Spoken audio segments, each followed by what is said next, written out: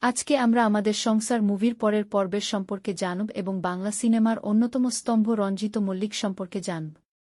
রঞ্জিত মল্লিক হলেন সেই বিশিষ্ট অভিনেতা যিনি সত্যজিৎ রায়ের ইন্টারভিউ সিনেমার মাধ্যমে আত্মপ্রকাশ করে পরবর্তীতে টলিউডের অন্যতম শীর্ষ নায়কে পরিণত হন।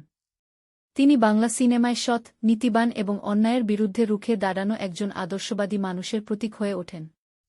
আমাদের সংসার চলচ্চিত্রে তার পারিবারিক ও আবেগঘন অভিনয় বাঙালি দর্শকের চোখে জল এনে দিয়েছিল।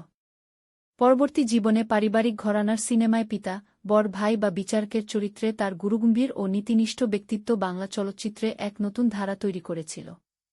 বিশেষ করে অ্যাকশন দৃশ্য ও সামাজিক নাটকে তার বলিষ্ঠ উপস্থিতি এবং বেল্ট খোলার আইকনিক স্টাইল আজও দর্শকদের কাছে অত্যন্ত জনপ্রিয়।